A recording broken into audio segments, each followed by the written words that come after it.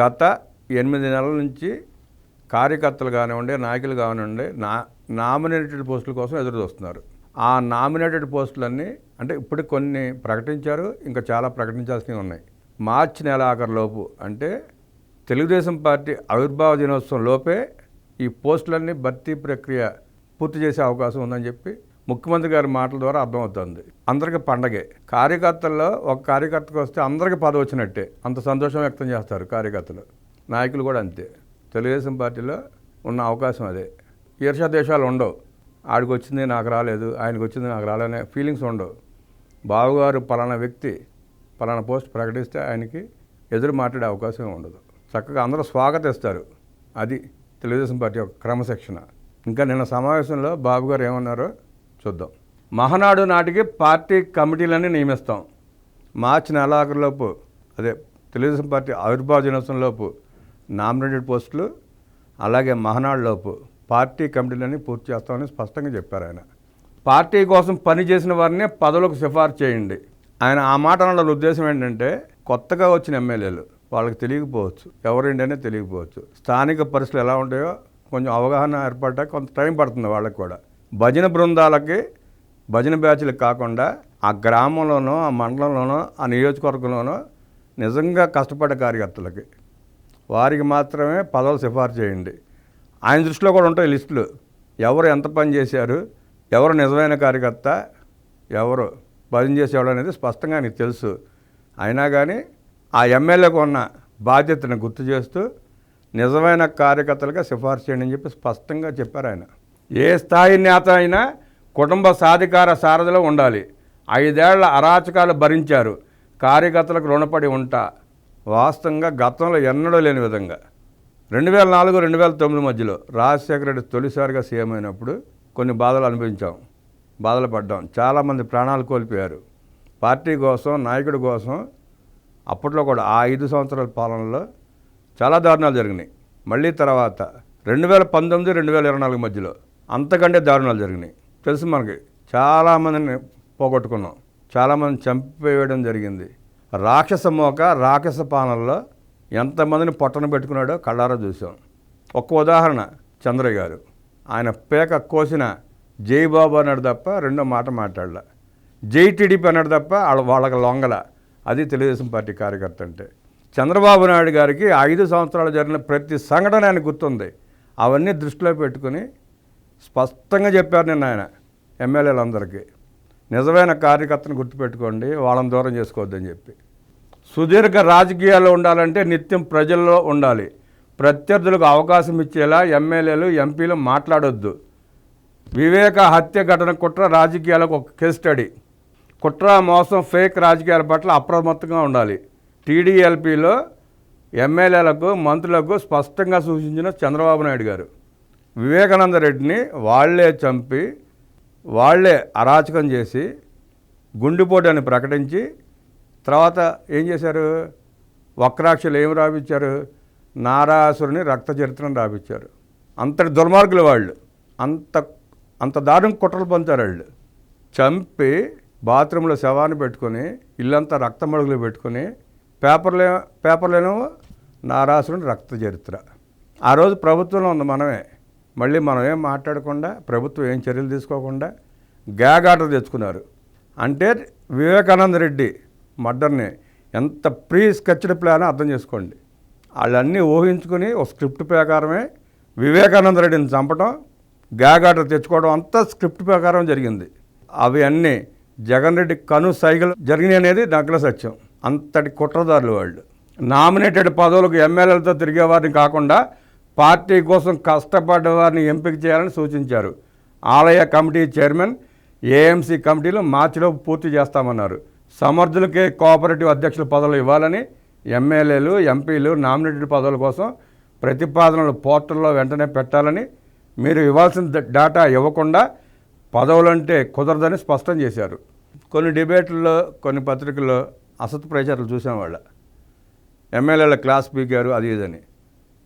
ఎమ్మెల్యేలు కూడా ఏ కార్యకర్తకు ఏ పదవి ఇవ్వాలో డేటా ఇవ్వకుండా బాబుగారి పదవులు లేదంటే ఎట్ట కుదురుద్ది? ఆయనకి ఎలా తెలుస్తుంది? ప్రతి గ్రామ స్థాయికి వెళ్ళి ఆయన పదవులు ఇవ్వలేడు కదా.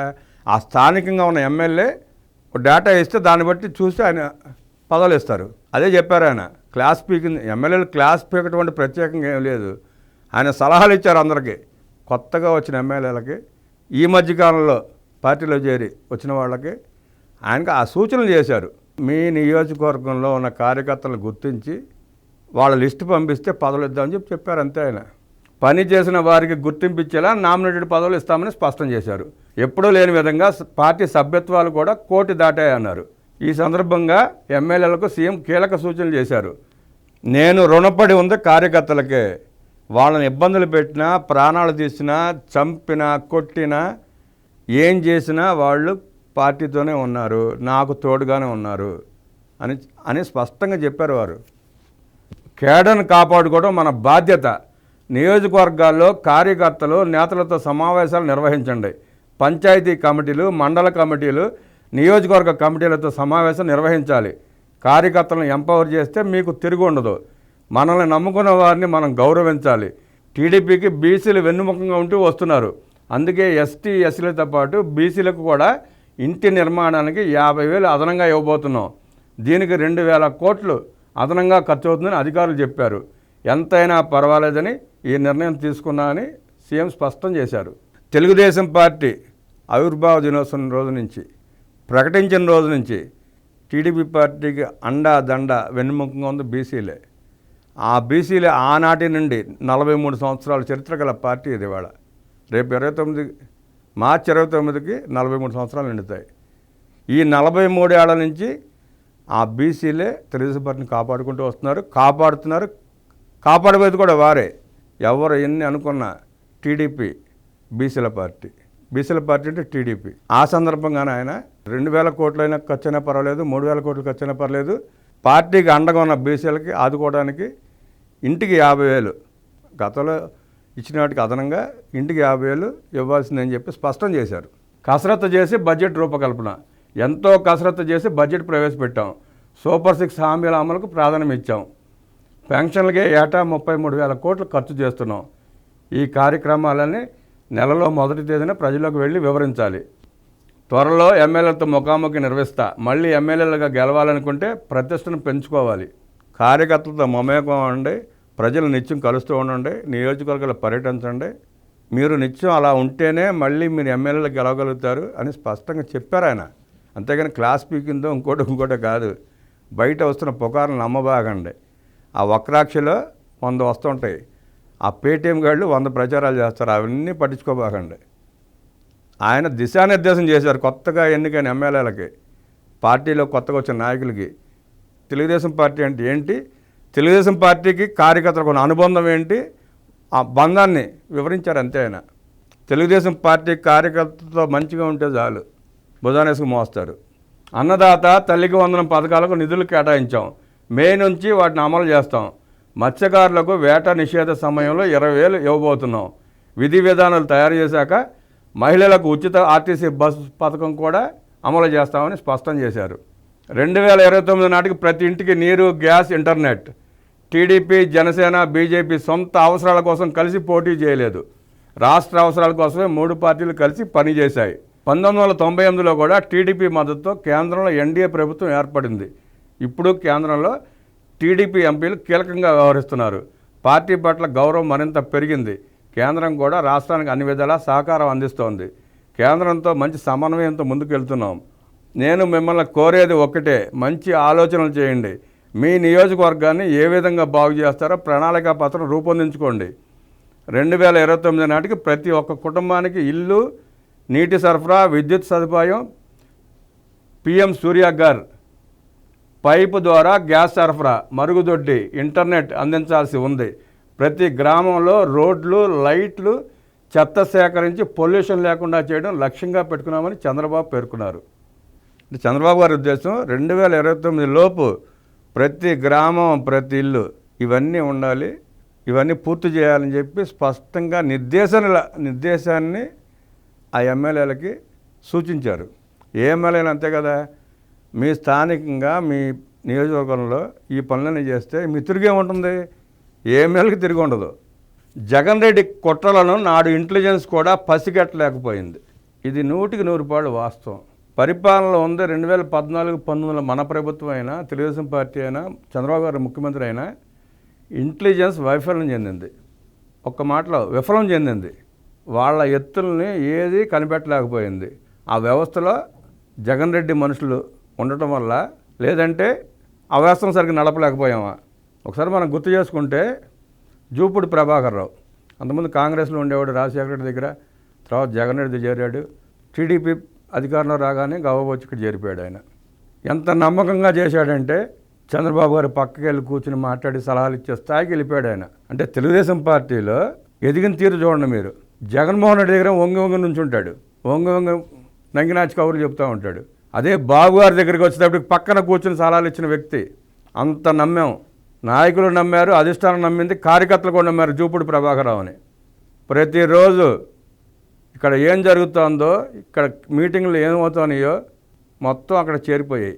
అట్టాగే వాళ్ళు పసికట్టి లీకులు చేసింది. అది ఇంటెలిజెన్స్ వైఫల్యమే కదా. అలాగే చాలా జరిగినాయి. ఆఖరిది వైఎస్ వివేకానంద రెడ్డి హత్య, అక్కడ ఇంటెలిజెన్స్ వైఫల్యమే. అక్కడ ఏం చేయలేకపోయింది. అలా అనేక రకాలుగా ఇంటెలిజెన్స్ వైఫల్యం చెందటం ప్రభుత్వానికి చెడ్డ పేరు వచ్చింది. చంద్రబాబు నాయుడు గారు ఎన్ని మంచి కార్యక్రమాలు చేపట్టినా, ఎన్ని మంచి పనులు చేసినా ఒక్క ఇంటెలిజెన్స్ ఫెయిల్యూర్తో అన్నీ కప్పడిపోయాయి. పైగా నిందలు భరించాల్సి వచ్చింది. ఒక వ్యవస్థ కరెక్ట్గా పనిచేయకపోవడంతో ప్రభుత్వం పడిపోయింది, పార్టీ నవ్వులు పాలైంది. ఆహర్నిశలు కష్టపడ్డా చంద్రబాబు నాయుడు గారు కూడా తల ఉంచుకోవాల్సి వచ్చింది. అది స్పష్టంగా చెప్పారు ఆయన. వివేక హత్య ఘటన మనం లోతుగా అర్థం చేసుకోవాలి. రాజకీయాల్లో ఉండే క్రిమినల్స్ ఆలోచనలు ఎలా ఉంటాయో, కుట్రలు ఎలా ఉంటాయో ఆ ఘటన మనకు తెలియజేస్తుంది. వివేక హత్యకు గురైతే గుండెపోటని సాక్షిలో బ్రేకింగ్ న్యూస్ వేశారు. మేము కూడా వాస్తవమేమో అనుకున్నాం.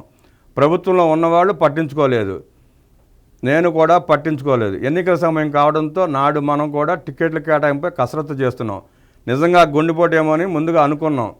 హత్య జరిగిన రోజున హైదరాబాద్లో తెల్లవారుజామున 5 గంటలకు మేనిఫెస్టో తయారు చేస్తున్నామని అజయ్ కల్లం చెప్పారు. ఆ సమయంలో ఫోన్ వస్తే జగన్ పైకి వెళ్ళి మాట్లాడి వచ్చి చిన్నాన్న చనిపోయారని చెప్పి సమావేశం కొనసాగించారని చెప్పారు. ఎలాంటి మనిషో చూడండి. అప్పుడు దాకా ఆ కుటుంబం వైఎస్ వివేకానంద రెడ్డిని ఎలా వాడుకుందో ప్రపంచం అంతా చూసింది. ఆయన చనిపోయాడని కబురు వస్తే తాపీగా కిందకొచ్చి ఆయన మీటింగ్ పనులు పూర్తి చేసుకుని ఉండవల్లి నుంచి అమరావతి సెక్రటేరియట్కి హెలికాప్టర్లు వెళ్ళే పెద్ద మనిషి చిన్నాన్న చనిపోతే కారులో 8 గంటల ప్రయాణం చేసుకుంటా కాలక్షేపంగా వెళ్ళాడు ఆయన, కబుర్లు చెప్పుకుంటా. సాయంకాలానికి వెళ్ళి ఏమన్నాడు, చంద్రబాబు కుట్ర అన్నాడు.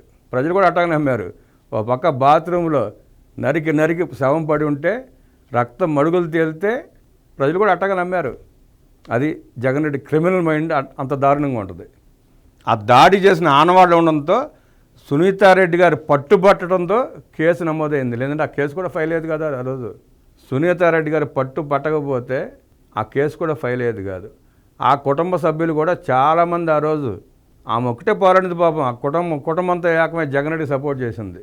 తీరిగ్గా సాయంకాలానికి జగన్ రెడ్డి వచ్చి మా నాన్నను చంపారు, ఇప్పుడు బాబాయిని కూడా చంపారని చెప్పి మాట్లాడాడు. ఎన్నికల సమయం కావడంతో రాజకీయ లబ్ధి కోసం నీచమైన ఆరోపణలు చేశాడు. ఇక్కడ చూసాం.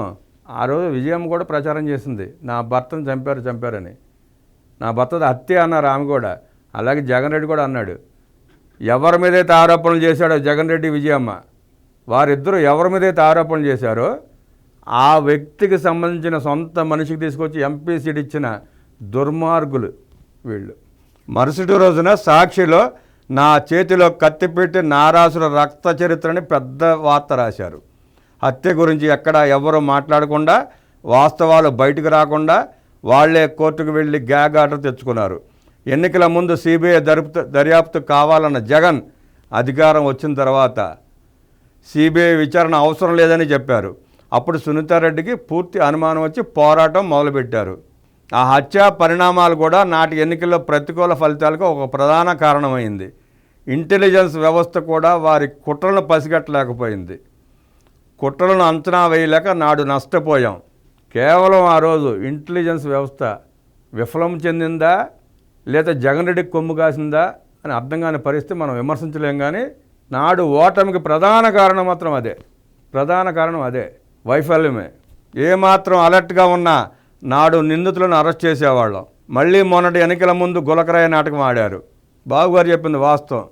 హత్య జరిగిన వెంటనే ఏమాత్రం ఉప్పందినా ఎవరు చేశారో తెలిసినా ఇమ్మీడియట్గా ముందు అరెస్టులు చేసేవారు. ఇంత నాటకీయత జరిగేది కాదు. ఇన్ని అభాండాలు మోయాల్సిన పని ఉండేది కాదు. ఉదయం 5:30, 6 కబురు తెలిస్తే అందరం అదే భ్రమలో ఉన్నాం, నిజంగానే గుండెపోటు చనిపోయారేమో ఆయన అని. మెల్లగా బయటకు వచ్చినాయి వార్తలు. ప్రభుత్వం చర్యలు తీసుకునేటప్పటికి గ్యాగ్ ఆర్డర్ వచ్చేసింది. అంటే చూడండి ఎంత pre planned cold murder sketch అది. జగన్ రెడ్డి అంత దుర్మార్గుడు. ప్రపంచంలో జగన్ రెడ్డి అంత దుర్మార్గుడు మీరు ఇంకొకటి చూసి ఉంటారు.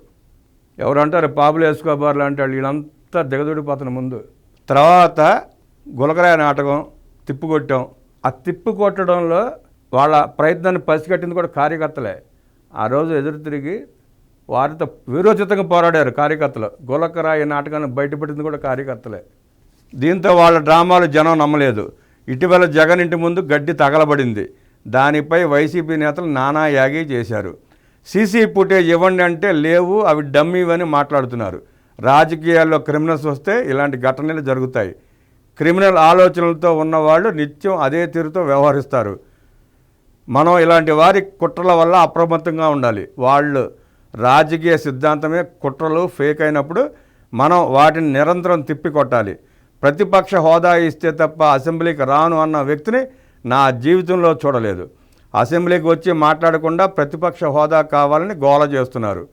అందుకే మీరు చిన్న పొరపాటు మాట్లాడినా దాన్ని పార్టీకి అంటగడతారు. జాగ్రత్తగా వ్యవహరించాలని చంద్రబాబు హితోపదేశం చేశారు. అప్పుడప్పుడు అన్నా క్యాంటీన్లు సందర్శించాలి.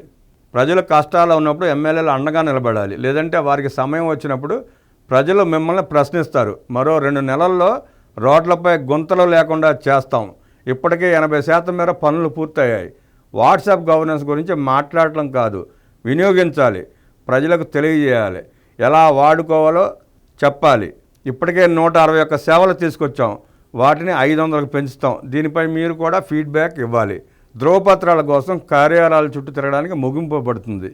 అప్పుడప్పుడు ఎమ్మెల్యేలు, ఎంపీలు అన్నా క్యాంటీన్లకు వెళ్ళండి. ఎండాకాలం వస్తోంది, నీటి సమస్య లేకుండా చూడాలి. దీనికోసం యాప్ కూడా తీసుకొస్తాం. ప్రజలకు సాగునీటి అవసరాలు తీర్చాలి. డయేరియా లేకుండా చర్యలు తీసుకోవాలి. కేంద్రం 27,000 కోట్లు జలజీవన్ మిషన్కు కేటాయించింది. ఏపీలో ప్రతి ఇంటికి నీరు ఇవ్వాలంటే అదనంగా 55,000 కోట్లు కావాలని చంద్రబాబు వివరించారు. అప్పుడప్పుడే కాకుండా అవకాశం ఉన్నప్పుడల్లా అన్నా క్యాంటీన్లో భోజనం చేస్తే మంచిదే. ఎమ్మెల్యేలు, మంత్రులు, ఎంపీలు సందర్శిస్తూ ఉంటే నిర్వాహకులు ఇంకా మెరుగ్గా నిర్వహిస్తారు. ఆ పెట్టే భోజనాన్ని అన్నా క్యాంటీన్లో భోజనం చాలా అద్భుతంగా ఉంటుంది. దానికి వంక పెట్టే పనేం లేదు. అందుకని బయటికి వెళ్ళి వేలకు వేలు ఖర్చు పెట్టి భోజనాలు చేసే అవసరంలా. ఎమ్మెల్యే అయినా, ఎంపీ అయినా, మంత్రి అయినా, ఎవరైనా కానివ్వండి, నాయకులైనా ఏ నోవాటెల్కి వెళ్ళి 5,000, 3,000 పెట్టి భోజనం చేయ అవసరంలా. అన్నా క్యాంటీన్కి వెళ్ళి 5 రూపాయలు పెట్టి భోజనం చేసి మీరు అక్కడ ఖర్చు పెట్టే డబ్బులు అన్నా క్యాంటీన్ నిధికి ఫండ్గా ఇవ్వండి. బాగుంటుంది, నిర్వహణ బాగుంటుంది, ఇంకా శుచి శుభ్రత పెరుగుతుంది. నిర్వాహకుల్లో ఆ భయం అనేది ఉంటుంది. మంత్రులు వస్తున్నారు, ఎమ్మెల్యేలు వస్తున్నారు, ఎంపీలు వస్తున్నారు, ఒక భయం ఉంటుంది. పాటించండి.